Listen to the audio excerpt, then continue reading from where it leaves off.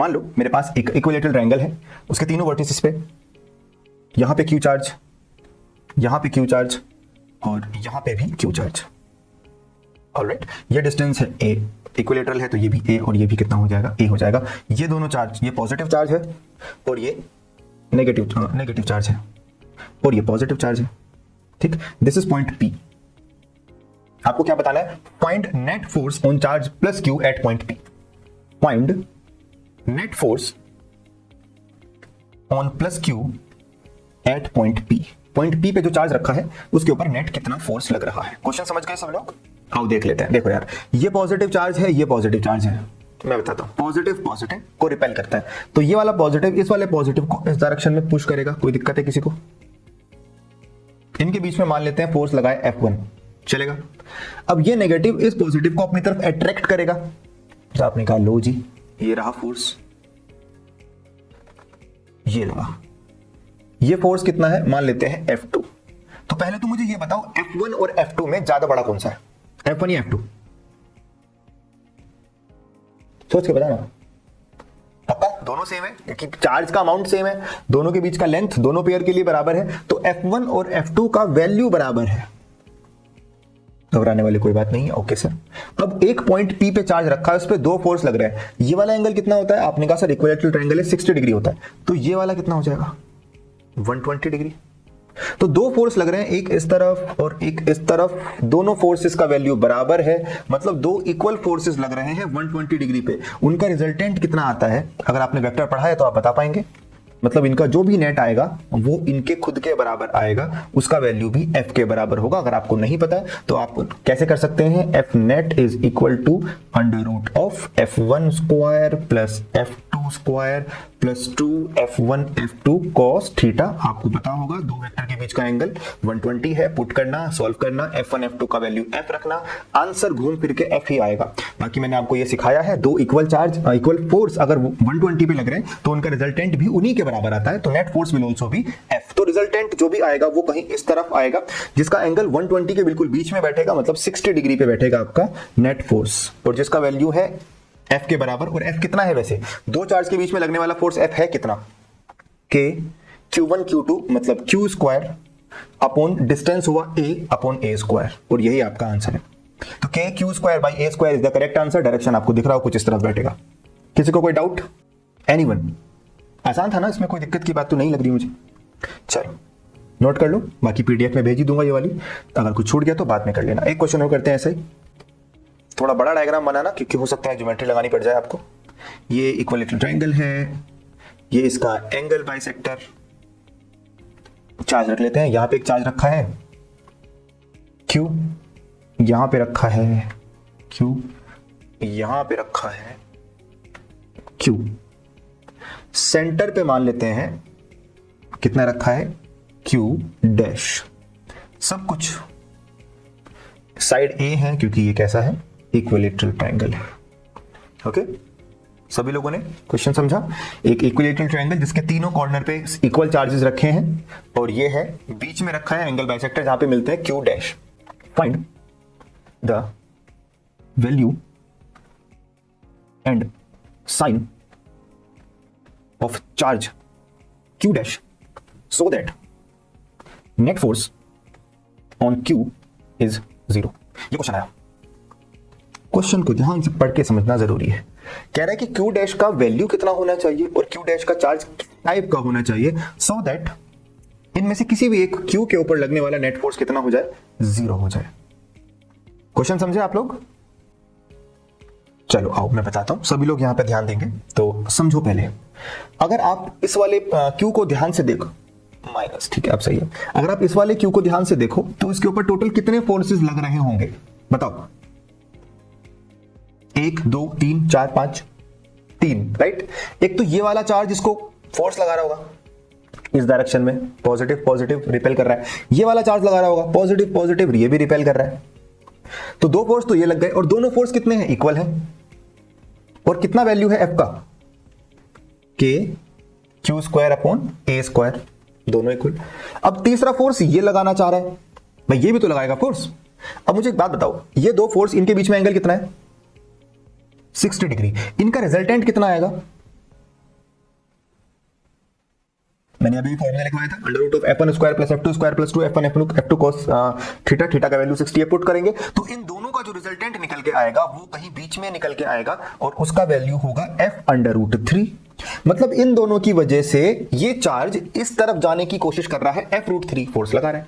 अब ये तीसरा चार्ज इसके ऊपर किस डायरेक्शन में फोर्स लगाए कि इसके ऊपर लगने वाला नेट फोर्स 0 हो जाए, बताना जरा मुझे। भाई आपने कहा f रूट 3 के अपोजिट लगाएगा तभी तो 0 होगा, तो आपने कहा चलो यार q डैश अपनी तरफ अगर खींच ले इसको तो ऐसा हो सकता है कि f रूट 3 को बैलेंस कर दे। यस, अगर ये सफिशिएंट वैल्यू का चार्ज हुआ तो ये पॉसिबल है। इसके लिए इस q डैश को क्या होना पड़ेगा, पॉजिटिव या नेगेटिव, पहला दिमाग में आना चाहिए। q डैश को नेगेटिव होना पड़ेगा, क्योंकि अगर ये पॉजिटिव होता तो ये भी पुश करने लग जाता।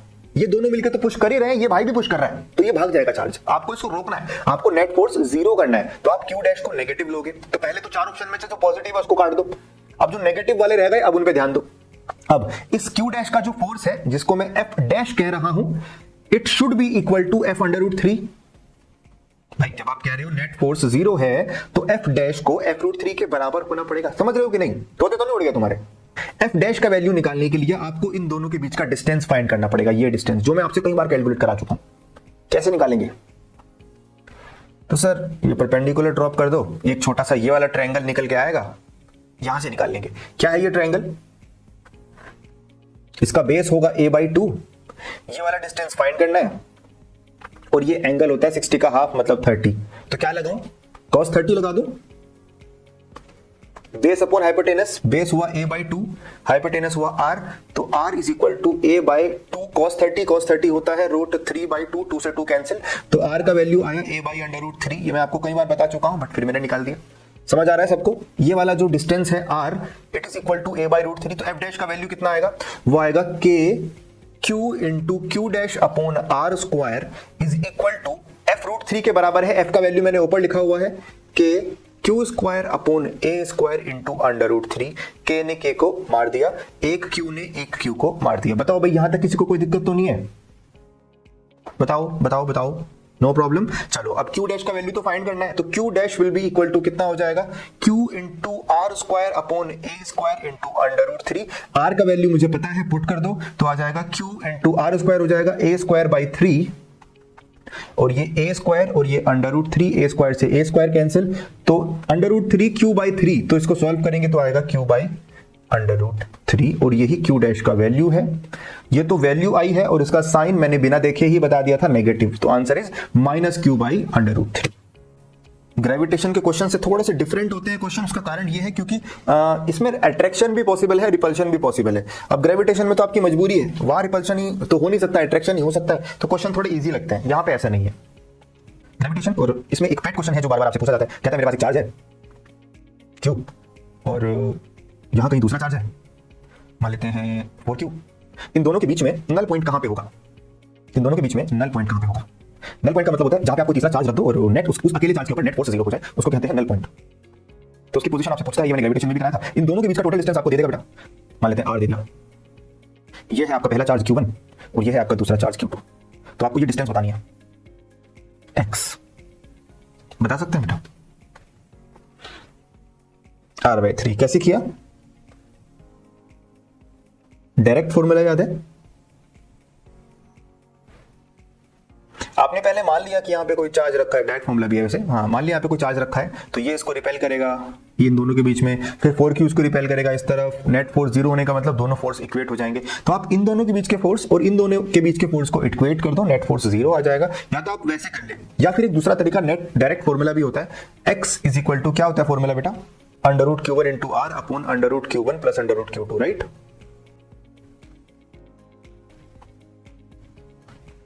q1 है स्मॉलर चार्ज, ठीक है। q1 कितना है? आपने कहा अंडर रूट q, r तो r ही होता है, under root q1 is q और अंडर रूट q2 कितना हो जाएगा?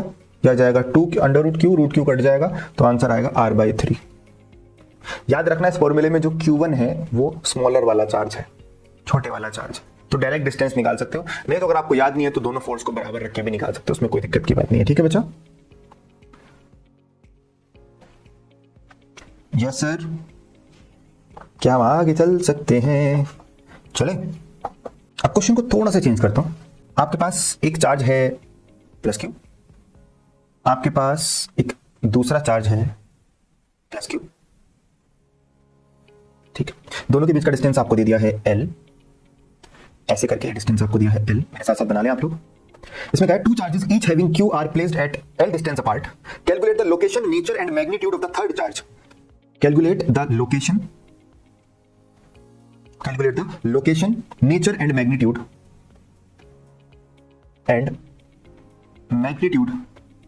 Of third charge. तीसरा कोई चार्ज है, उसका लोकेशन बताओ, उसका नेचर कैसा होना चाहिए बताओ, और मैग्नीट्यूड बताओ of the third charge, so that system is in equilibrium, so that the complete system is in equilibrium.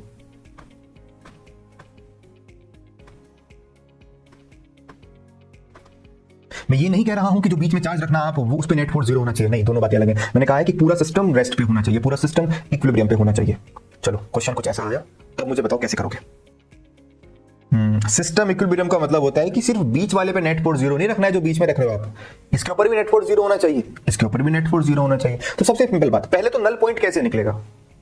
हाँ, दोनों चार्ज इक्वल हैं तो वो तो आप डायरेक्ट निकाल सकते हो कि भैया x इज इक्वल टू हो जाएगा √q into L upon √q plus √q, बाकी आप देख के बता सकते हो L/2। तो जो आपका नल पॉइंट का लोकेशन होगा वो तो यहीं बैठेगा, यहां पे बैठेगा। मान लेते हैं कितना है Q नॉट, लेट करा हमने ऐसा, तो लोकेशन तो ये तो कंफर्म है, लोकेशन तो हो गई L/2, इसमें कोई दुराई नहीं है, कोई दिक्कत नहीं है कि दोनों चार्ज के बिल्कुल बीच में वो लोकेशन है जहां पे वो चार्ज पार्टिकल अगर रख देंगे तो वो रेस्ट पे आ जाएगा। बट मैंने कहा खाली उसको रेस्ट पे नहीं लाना है, मुझे तो पूरे सिस्टम को इक्विलिब्रियम पे लाना है, मतलब इसके ऊपर लगने वाला नेट फोर्स भी कितना होना चाहिए। आपने कहा सर वो भी जीरो होना चाहिए, तो F net on plus Q is equal to zero. इसको जीरो करो और मुझे बताओ आंसर आ रहा है क्या। तो आपने क्या करा, इसके ऊपर नेट फोर्स को जीरो करना है। पहले तो ये सोचो कि ये कितना फोर्स लगाएगा, Q नॉट ने जो फोर्स लगाया प्लस और Q ने जो फोर्स लगाया, दोनों का इक्वल कितना होना चाहिए, जीरो होना चाहिए। अच्छा, Q नॉट यहां पे लगने वाले फोर्स का वैल्यू बताओ जल्दी से। आपने कहा सर होगा Q नॉट अपॉन दोनों के बीच का डिस्टेंस कितना है, आपने कहा सर वो तो L/2 है, तो L/2 का स्क्वायर कर देंगे, तो L/2 का स्क्वायर हो जाएगा L²/4, 4 ऊपर चला जाएगा, ठीक है।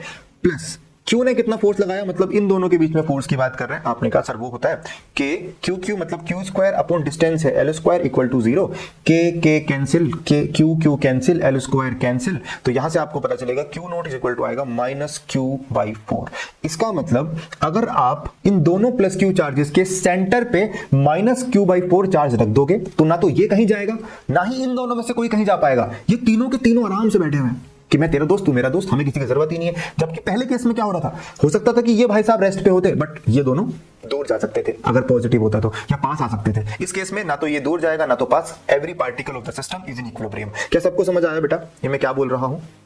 आ जाइए जी, आप थोड़ा और परेशान करते हैं आपको। मेरे पास एक इस तरीके का सिस्टम है, ये मेरी रेफरेंस लाइन है, मैंने दो स्ट्रिंग से सेम चार्ज पार्टिकल को बांध के टांगा हुआ है, आइडेंटिकल स्ट्रिंग थी, आइडेंटिकल चार्ज पार्टिकल थे, ऐसा कुछ। दोनों का चार्ज कितना है Q, इसका भी Q, इसका भी Q, ये दोनों के बीच में ये इक्वल एंगल बना रहे हैं थीटा थीटा, ठीक है। क्वेश्चन मैं आपको पढ़ के बताता हूं। Two pith balls each having charge Q are suspended with the help of two threads each of length L। दोनों की लेंथ कितनी है बेटा, इसकी लेंथ भी L है और इसकी लेंथ भी L है, okay. As shown in the figure, find out the mass of each ball, find out mass of each ball. L, Q और थीटा थीटा में आंसर आएगा। मैं बताऊं, मैं कोशिश करूं सबसे पहले, तुम कर लेना फिर, क्यों टाइम बचाते हैं थोड़ा सा। ऐसे क्वेश्चन में सबसे पहले तो क्योंकि दोनों चार्ज पार्टिकल के ऊपर चार्ज है तो एक दूसरे को रिपेल कर रहे होंगे ना, एक ने दूसरे को फोर्स लगा के इधर की तरफ पुश किया होगा और दूसरे ने पहले वाले को उसी डायरेक्शन में अपोजिट की तरफ फोर्स लगाया होगा। पहला ये फोर्स अगर मैं F कह रहा हूं तो ये फोर्स भी कितना होगा F, क्यों, क्योंकि दोनों इक्वल अपोजिट फोर्स लगाते हैं। इसका मास अगर M होगा तो वेट कितना होगा बेटा,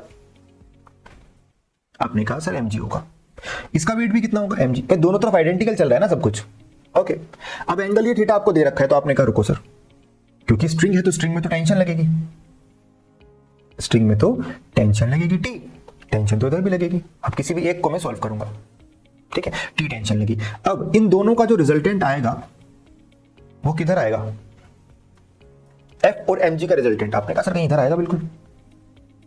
कितने एंगल पे आएगा, थीटा पे ही आएगा, क्योंकि F, T और mg इन तीनों का रिजल्टेंट जीरो है, क्योंकि ये रुका हुआ है ना, ऐसे गया होगा, रुक गया होगा, अब ये यहीं पे रुका हुआ है, इसका मतलब जितने भी फोर्स है सबका रिजल्टेंट जीरो है। मतलब F और mg का जो भी रिजल्टेंट आएगा वो टेंशन के बराबर मैं रख सकता हूं। तो अगर मुझसे कोई डायरेक्टली पूछ ले कि भैया टेंशन कितनी होगी स्ट्रिंग के अंदर, क्वेश्चन में पूछा नहीं है, मैं ऐसे ही बता रहा हूं, अगर किसी ने पूछा टेंशन कितनी होगी तो क्या लिखोगे,